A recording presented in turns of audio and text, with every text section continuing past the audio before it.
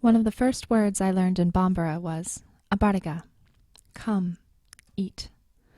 Because in Mali, you can't sit down to a meal without offering to share it. There was very little, but no one went without. Even strangers knew they'd have a place to lie their head. I helped deliver many babies before I ever became a nurse.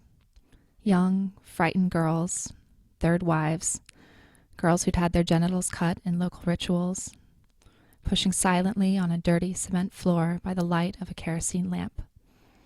The midwives' hands were wrinkled, swift, and capable. The babies tiny. The new mothers would lie on their own sheets on the floor and rest for a few hours before the sun crested the horizon.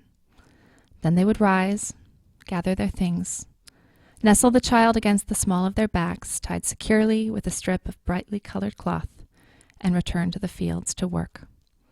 Because everyone depended on each other. Someone had to reap the harvest, collect the firewood, stoke the fire, pound the millet, stir the pot. There was little food and less of anything else, but no one went without. Everyone knew everyone else's name. The greetings could last for hours.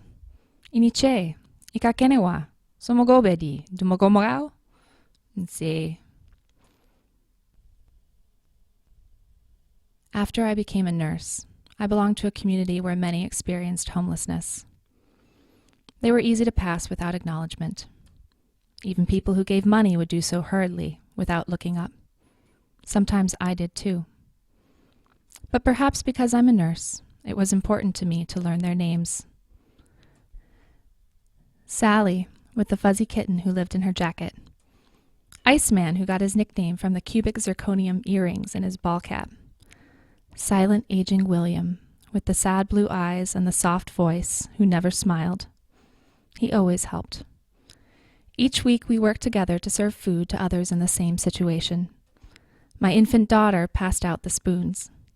They learned her name, and the older women, some grandmothers and great-grandmothers, would greet her and cuddle her, and she would laugh and laugh. We would sit together on benches and talk about life. And then life got harder. I moved to a new place. I went back for the first time for a work thing, taking place a few blocks away where I used to hang out.